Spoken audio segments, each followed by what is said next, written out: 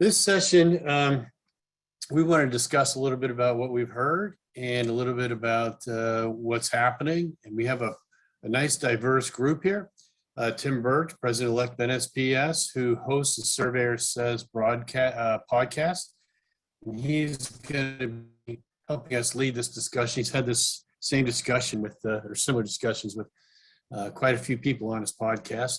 Linda Foster of Surveyor Engineering. She's a GISP and an LS, among other things. I think you're a drone pilot as well, with a lot of great experience. Her master's degree was actually in the parcel fabric. My name is Brent Jones. I'm from Esri. And Trip Corbin, who has all kinds of different experiences of running his own company, doing all kinds of GIS books, GIS projects. He's written a few Learn GIS books, and now he leads GIS at Davie Resource Group. So with that, Tim, I think let's just open this up. You bet. Yes, like Brent said, that's a new series we've started on our Surveyor Says podcast at NSPS, and it's called What is Surveying? And to date, we've had 3 esteemed guests, 2 of them which are on this panel of Linda and Brent. And especially, it was especially nice talking to them because they have a foot in both camps. The third person was actually, we were talking on the geodesy side with Mr. Dave Doyle, retired from NGS. A lot of you know him. Most of us love him, as long as we have a Guinness in our hands. But so the question is, what is surveying? And by asking that to different people in the industry, we get different answers. And so we're trying to look at those different answers and see how we relate to each other and where we complement each other and where there's overlap, good overlap. So I guess for this panel, I'll throw it out at first. Geospatial data. I mean, should any single profession claim to own it? Trip, what do you think?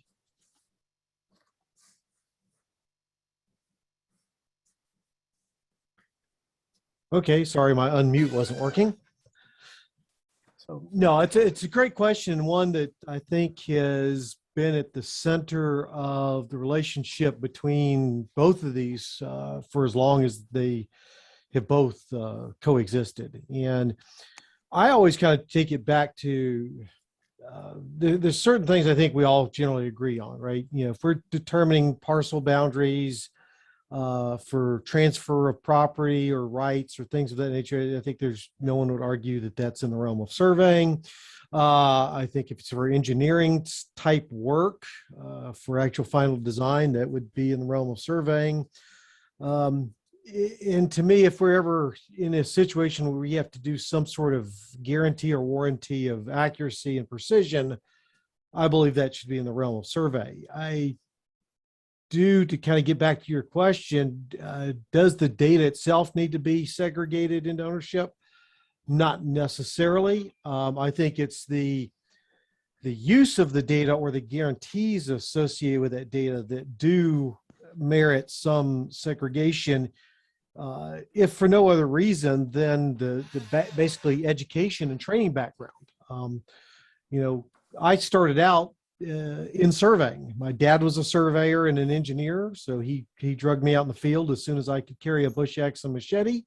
I went to school for surveying, so you know I understand a lot of the methodologies and ways to determine accuracy, how we can make adjustments to data to improve that information.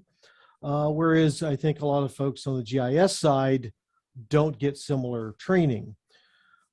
They don't understand what a least squares adjustment is versus a transit rule or compass rule adjustment, those kind of things. So I think there does need to be some segregation in that department. As to ownership of the data, you know, we're all going to use, I know surveyors use GIS data and GIS people certainly use surveying data. And it kind of gets back to some of the earlier discussions that Brett brought up and Jan brought up about you know, the feasibility of use. What questions do we know can be answered by the data? You know, does the metadata exist and those kind of things? as to which profession, should own the information. But I think it's more in the use and the generation than is to overall ownership, if that makes any sense. No, it does. That does. Um, Linda, I'm going to turn it over to you. Having both, like I said earlier, you got feet in both camps, and you're dealing with data on both sides of this. Where do you feel like, is there any way that either profession owns any of it, or does it all go into the same big mixing pot? I think that's a great question, Tim, and I do actually every day work on both sides of the professions, both in GIS and in land surveying. And I think, reaching back to some of the themes that were in Jan's presentation earlier, I think really at the end of the day, it comes back to, I don't know if it's so much of an ownership. I like how Tripp phrased that as a generation and use. Obviously the difference between, let's say, for instance, a registered land surveyor and a certified GIS professional, everyone I'm sure is familiar with the difference between licensing and certification. Licensing comes with a legal responsibility and liability considerations.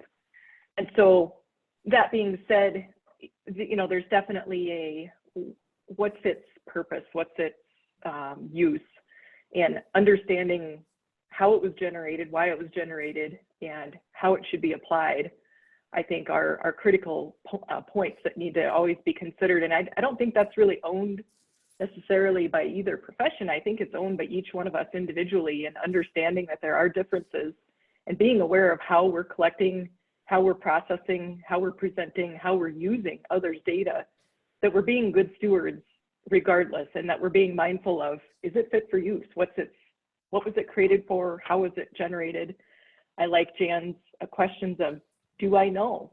Do I know how it was created? Do I know enough about it to know how to apply it and use it in a responsible manner? So I guess that would be my take on that particular question.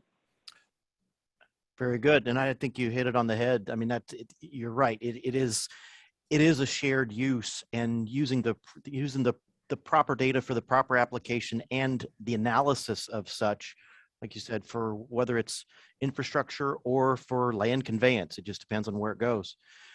All right, Mr. Brent, I got a question for you.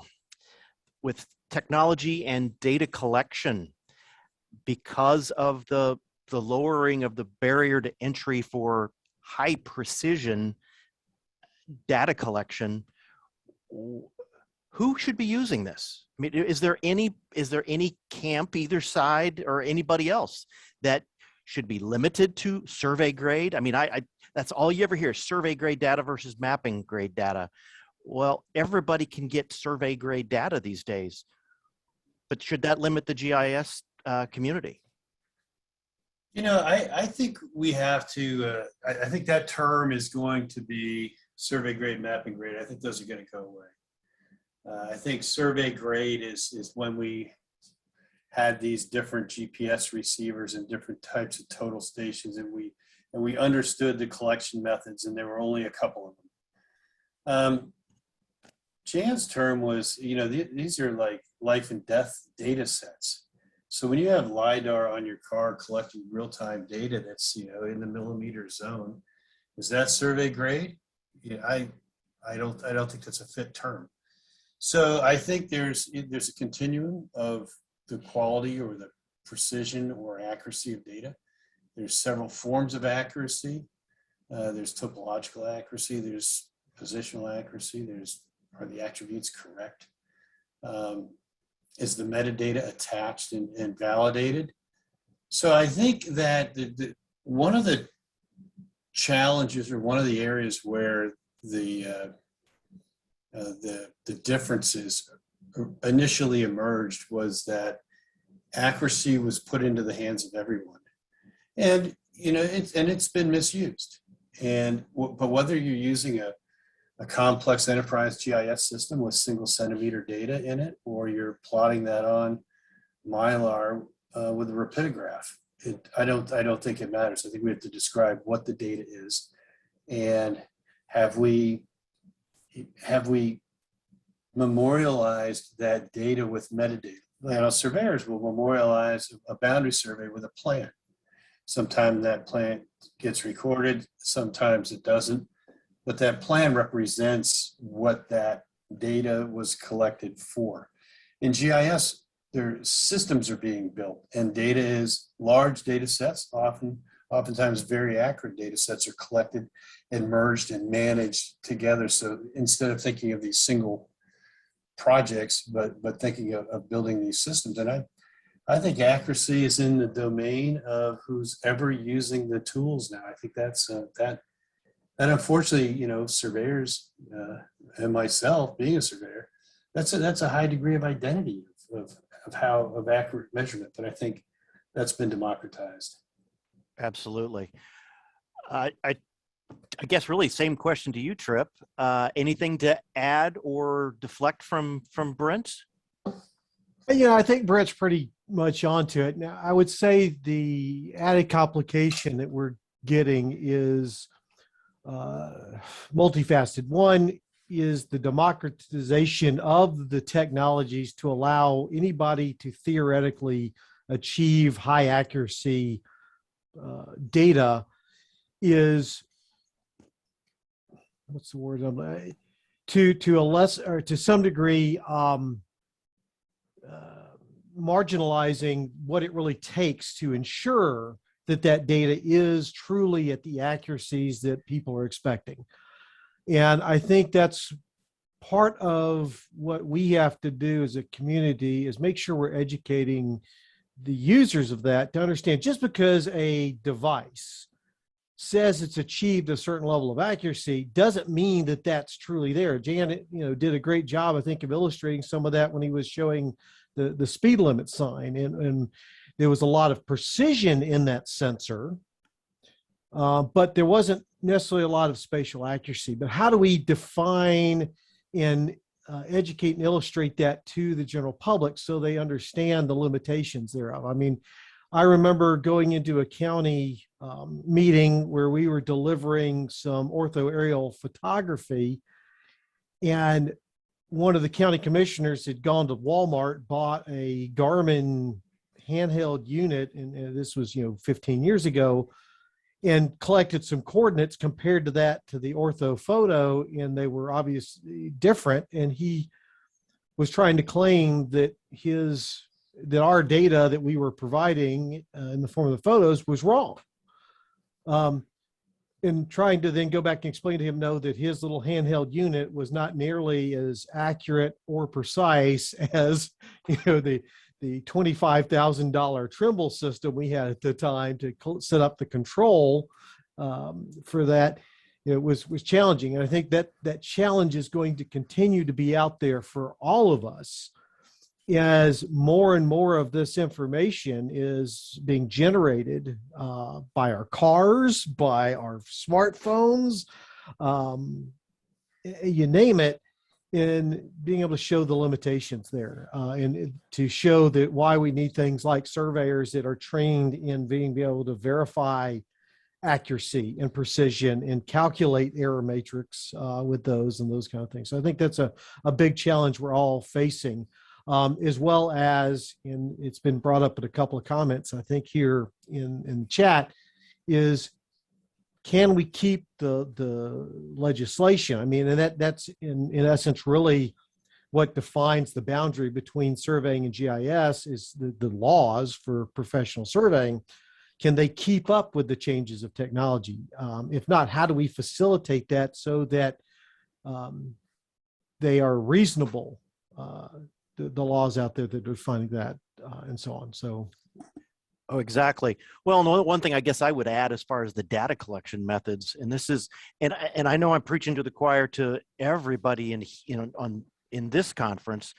To me, it's the people that are going out spending their $700 to $1,500 on their UAV, another $3,000 on photogrammetry software, and now saying that they can go out and fly sites for construction, analyzation for volumes, for various things. Yeah, once again, it's the data may be very, very very, very precise, but how accurate is it?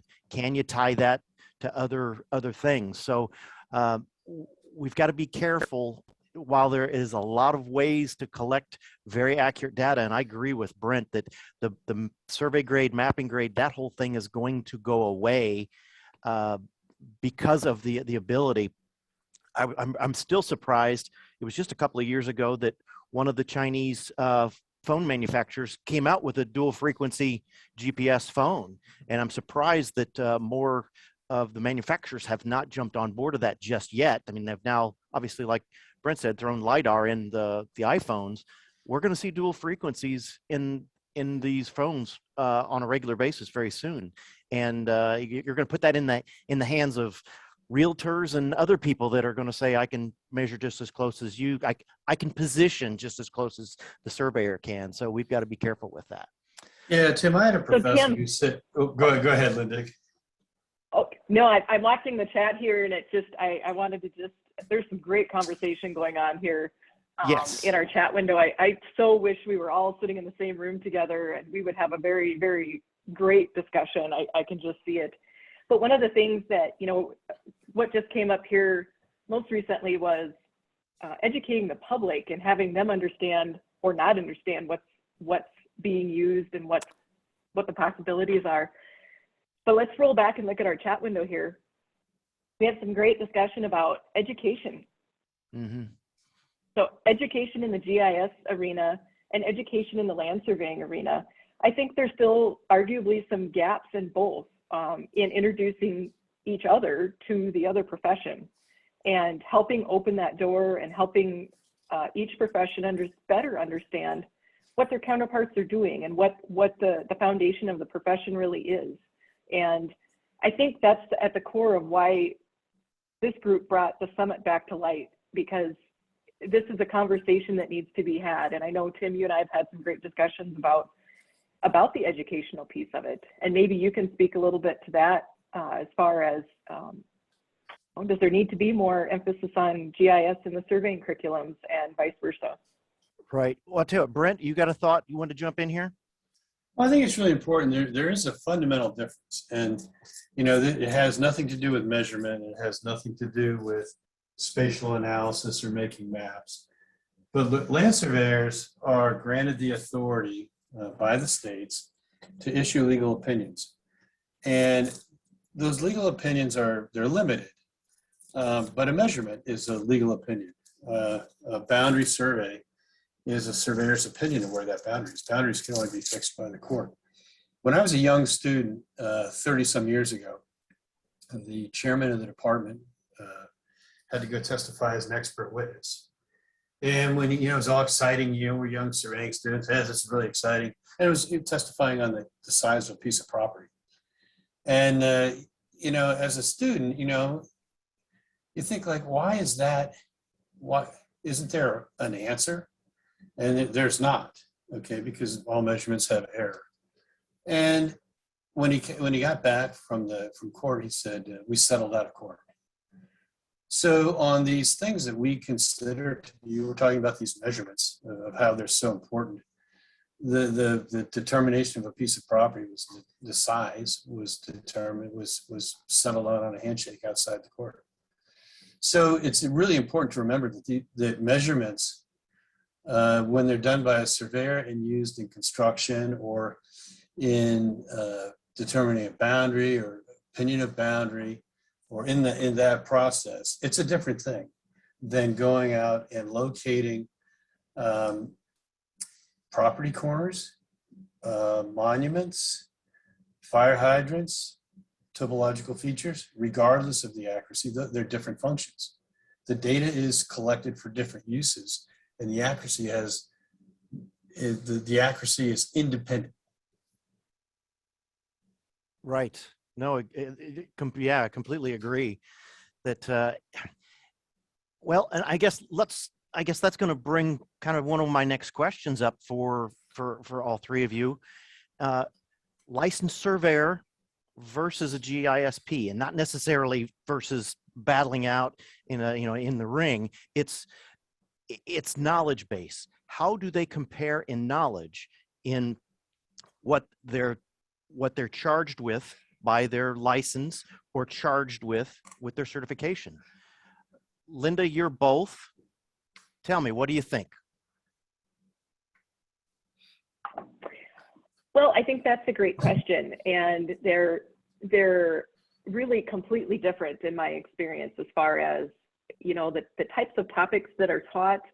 I can think of maybe 2 courses in my background that really there was a tremendous amount of crossover, and it was relevant and very similar in both worlds, if you will, that I've trained in and practiced in.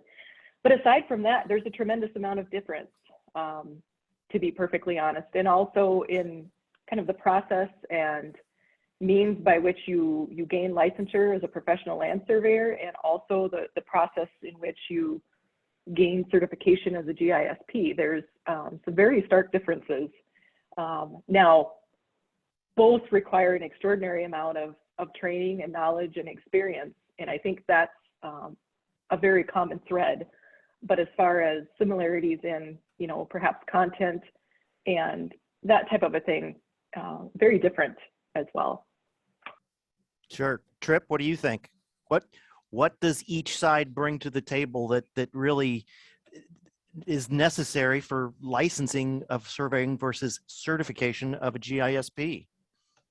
No, it's a great, great question. You know, I think in general terms, GIS and the GISP is much more dispersed in the knowledge areas. In GIS, you know, not only are we having to understand the geospatial side of things, but we're also supposed to get into some of the IT level with servers, server architecture, database administration, database design, developing and serving of web services, just to name a few. So I think within the GIS side of things, we have that more dispersed knowledge area where I think generally surveying is much more focused on the spatial side, but not just with spatial accuracy, but also with legal issues that Brett was talking about, you know, having to issue opinions on boundaries, understanding how the law impacts that and things of that nature that most GIS folks are not trained in. So, and because of that, where, you know, each state has differing laws on legal ownership of property, legal boundary determinations, and things of that nature. I think that's really why surveyors have to be licensed, and they have to be licensed in each state. We've talked a lot or several times mentioned the public land system. Well, I live here in Georgia. We don't have the public land system. We have a head right system and a land lottery system. So we have 2 different property systems here that a surveyor would have to understand in order to properly render some legal opinions on where boundaries or locations would be at in that.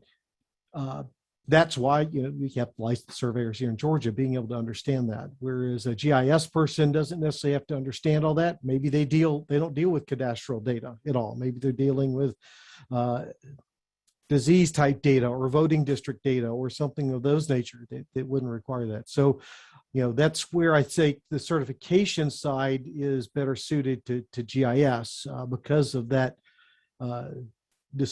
dispersed knowledge requirement, as well as the fact that we're going to not always be dealing with legal issues or cadastral data. Exactly.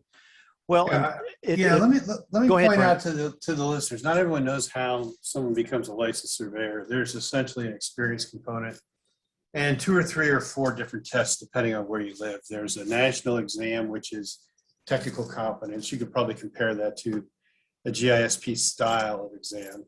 Then there is a law exam that covers that particular state laws.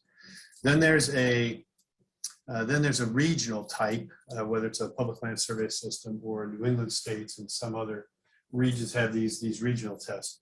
And then sometimes there's a practicum where you have to do some work. And then there's an experience component. And here's the challenge of the land surveying profession is that that experience component in those tests are all about, the majority of it's about boundary. and how you make an opinion of boundary, how you find evidence in the written word, in the written record, locate evidence on the ground, and apply the law of from the words to the physical features found, and try to interpret what was meant to happen from the document. And the law has very specific guidelines of what words means and how to apply the rules of evidence. The challenge we have here is that that's a very, very specific part of surveying. And what's happening in the surveying field is all these new measurement technologies, all these data collection technologies, LiDAR, in particular, all these imagery techniques, GPS, all these things are collecting data that is not necessarily used for boundary, but the technology behind all those high precision, high accuracy data collection tools are part of it falls under surveyors, because in order to, surveyors by statute are the only profession that can actually give an opinion or attest to the accuracy of a measurement. So you have this dichotomy that's taking place of these massive measurement tools are growing, but this very small slice of cadastral surveying where all those things need to be filtered through. And I think that's where the system that's where the rub takes place. Oh, exactly. And I tell you what, watching the comments in the chat just go through, I want to jump back to those, but something I wanted to mention, and this is something that the GIS side maybe isn't quite aware of, the difficulties in surveying. I'm seeing more and more of surveyors, and I'll use the air quotes, that get on social media and will complain about surveying and the lack of being able to be licensed because they didn't go to school, didn't get their 4-year bachelor's degree, what have you, and that there's so much emphasis put on licensure for a surveyor on land and on statute and on law that it's the complaint is I'm the greatest thing since sliced bread in construction staking. I should be a licensed land surveyor, and they miss the point that it's not just that one sliver of what the surveying is allowing us to do. So kind of going back to what Tripp said about all of the different components of GIS, it's similar that we have our own little battles within the surveying world on what needs to be licensed and what could be certified. So, and I want to go back a little bit in the comments, back to Jackie Dillon for a second. Yes, you're on to NSPS and most surveyors. We are here trying to convince more GISPs to come over to the good side for PLSs. So hey, I didn't know that's what this was about. Okay, yes, I know there's a labor shortage, but I didn't know that's what the battleground was for. No, absolutely not. Bottom line is that we've got to be able to stay open to all of this. So, but anybody that wants to come on over to the PLS side, let us help you. We'll get that figured out. But next question I have is the actual geospatial data. Okay, analysis versus boundary and topographic data. What's the difference there? Oh, that's simple. Boundary is applying the law to the data that you collect in the field and the survey record, the written record, the conveyance documents. But what about topographic data and existing infrastructure information? That's mapping. That's mapping, right? You're collecting features on the ground. That's the part that used to require specialty tools and special knowledge, and that has been in my opening comments. I see the ease and convenience of the ability to use new technology has made those things just easy to use, and it comes back to that accuracy thing, right? Well, how accurate do you want to locate that fire hydrant? Just depends on how much you want to pay. I would jump in there. Yeah. I would jump in there with a caveat to that, Brent, and that would be in engineering applications or construction applications of topographic data. And it circles right back around to the whole liability conversation. If we're talking about topographic mapping in support of engineering design, then I think we're back in the arena of licensing and liability, and same for, if your activities are supporting construction, for instance, if you want to consider some of those activities topographic in nature, I think it kind of can circle back that direction too. I could not agree more with that. It depends on the use. I can locate that utility pole, to a few centimeters. And if it's for asset management or trying to figure out how much wire you need from pole to pole, no problem. But if I'm going to put backhoe teeth in the ground, it's a little different. Well, and I agree completely with what y'all are saying, but here a little devil's advocate, if you will, right? If we're talking about engineering design, that has to be signed off on by a licensed professional engineer. If that engineer is willing to take the liability of using data that hasn't been signed off on or stamped by a surveyor, should they be allowed to do that? Could they use GIS data at that point? Well, I don't like the term GIS data. statute. It's data. Well, where did the data come from? Data that wasn't signed off on, and whether we call it GIS data, geospatial data, whatever. I mean, the point comes is, isn't it the responsibility of the engineer to make that call? And like I said, I'm agreeing with y'all in general terms that that should generally be done by a surveyor, but because of the technology changes we have coming down, the capabilities of, in general terms of anybody being able to get high accuracy data, should that stipulation still exist, that data that's used for engineering purposes be done by a licensed surveyor, or should we leave that to the discretion of the PE involved? And I would say that already is covered generally, in my experience, at least in several states that I'm familiar with the statute. Quite often that's spelled out in the state law, whether or not a registered land surveyor is required to be the responsible party to support engineering surveys, or if it can be done under the purview of the licensed engineer. So that, I think, kind of gets into the weeds again of, the statutes and how that gets dictated. And so there's a little buyer beware there as well. In boundary, when you convey property, generally you have an abstract title done, and there's title insurance, which protects the attorney, and it protects the homeowner it protects the borrower. It protects the homeowner, or protects the lender. And it protects the borrower if you choose to add that policy. With boundary, there's no boundary insurance, and boundary insurance ends up actually being the liability insurance of the surveyor. So there's a little bit of buyer beware there. So I think that's one of the things that's not well understood in the public, is if you have a boundary survey done and you build that garage and your surveyor doesn't have liability insurance, you're probably stuck. If they have liability insurance, you're probably in okay shape. And so it's that legal world that surveyors work in the construction and boundary side of things, and that's the world that most GIS practitioners don't work in. Right.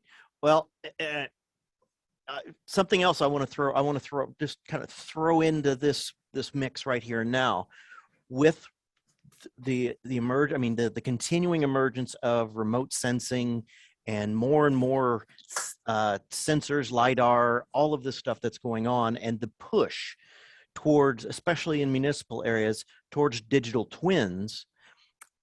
Of the three of you, do you see issues going forward with municipalities, governmental agencies collecting this information, however they're doing it, and putting together these digital models, these digital twins, and then somewhere in the end, something gets sifted out as far as, I won't say a boundary or ownership issues? I mean, how do we head that off at the pass before we get there, before somebody is now taking this digital twin and doing some statistical analysis or what have you, and we have legal issues on the ground. Linda, you got anything on that? Yes, we see a lot of this happening, and overall, I think this trend is positive. I think it's a great thing. We're in a rapidly building world right now. We have a lot of activity, a lot of projects. The more data and information that can be collected and gathered and used for good decision making, which I would say is where, one level of data that we're talking about here in this panel is, I would say, overarching planning level, decision making level, analytical level data, and it comes down to good decision making. But I think the core of what you're asking here comes back around again to how is it used? And there's all kinds of mechanisms and means and ways to go get that data, but at the end of the day, is it being used in the appropriate manner it was intended for, collected for? If a municipality goes out and gathers a whole bunch of LiDAR data and it's not well controlled, and it's, we'll say quote unquote mapping grade, which I know some of us, including myself, cringe when we use that label, but use it for sake of conversation. And then all of a sudden, there's boundary questions that start coming up. Now the lines are blurring, and is there someone with the correct background to interpret and offer those opinions when, let's say, a boundary situation comes up? Well, obviously, it really comes down to a good, solid cadastral layer, which may or may not be formalized within the system itself. But Tripp, what do you think about going forward with digital twins and the liabilities that lie ahead with these big data sets? We have inherent issues with a lot of the data used in municipalities anyway, regardless of how full-featured they may or may not be. I think that liability already exists. People are already using data in unintended ways. I think that's going to continue to increase, especially as we get into integration with BIM. And that's becoming more and more. Jan showed some of the 3D models he had been doing in the DC area. So I think that liability is going to increase. I guess the issue, one of the things we have to address is a lot of the licensing laws exempt government employees from the need for having a license. Yes. Yeah. And so does that offer some protection to the government, or does it open them up to more liability because they don't have the license? And I guess that's some of the questions we need to ask. And then if we're a consultant working with those entities, is our licensing and or insurance protecting them to some extent or not? And I don't know that we've had any direct challenges to some of that, but we do see where issues between jurisdictional data have caused problems, and why we see the new next gen 911 requirements coming out is because we have had life and death issues literally happen because two jurisdictions had disagreeing GIS data. Right. So that, it's really kind of an open can of worms right now. Brent, what do you have to say about the digital twin phenomenon revolution? Well, it's just data. Okay. It's just more data. What happens when I bring my iPhone in and I update that data set? I think the liveliness or the currentness in how we update data, I think that's going to radically change. So I think we're going to be looking at more dynamic data than a CAD file that's been sitting around for 10 years. I think I'm going to give a teaser out there on Nancy Von Meyer's keynote tomorrow. There's, when we make decisions, there are high consequence decisions and low consequence decisions. And there are decisions that are reversible and decisions that are irreversible. If I make a low consequence reversible decision, I'll use whatever data I can get my hands on. And if I'm planning the route of a utility line, I'll just grab anything I can get. I'll get soils, it's, the National Soils maps, I'll get parcel maps from cities and counties, I'll just mung all this data together and then plan out what I need to do. And as we go down that funnel, and this is the same with the digital twin, as we go down that funnel, I want to put in, I want to install some specific plumbing. Well, I'm probably going to go in and do a little validation or verification of that data. And I think that's kind of, we have these data sets for managing and planning and use, but when we go to actually physically change things, I think we go to another level of validation, because the consequence of the decision is so much greater if you make a mistake. Exactly. All right. Well, we're winding this thing down. We're into the last 5 minutes or so. I do want to throw out, Raphael had a question out there about some municipalities would have benefits if they requested coordinates on plats and easements. Brent, what would you say if more municipalities required digital submissions? I mean, that there's, and I'm trying to remember what, I don't know if states or areas or whatever in Australia has went to a digital requirement now. Sure. What would you think about that? Yeah, there's coordinated cadasters out there. Mostly that's a legal thing. And when it comes down to coordinates, they're generally calculated from measurements, whether that measurement is done with a GPS or a total station. So I actually personally don't look at coordinates any differently than I do really good collected data. However, that said, if you're requiring state plane coordinates on something, that raises the bar on the capabilities of the submitter. So if you say, oh, I want these in, if you want all this metadata around that point, yeah, that continues to raise the bar. I think when if let's just say a survey plat, for example, that you submit to the city for approval, if you put the coordinates on there, that's going to help whoever's managing the GIS a lot better to get that information in there, and that's going to improve the quality of the GIS. It's going to make the GIS more reliable. So I think it's a nice thing to do, but there's many ways to get that same data into the system without coordinates. Sure. Trip, what do you think about that? There's a lot of places throughout Georgia and elsewhere that I work that do require digital data submission standards or digital data submission of as-built and plats and whatnot. As Brett said, there's a lot of benefits to that. I think there's a couple of caveats that we have to be cognizant of. First is, I know here in Georgia, there are still surveyors and even engineers that hand draw stuff. And by law, you can't prevent a licensed professional from practicing their profession within, the proper guidelines. So often you have to allow for some sort of hand drawn caveat or submission there. The other part to that is we talked about in the earlier presentations, is that, coordinates change.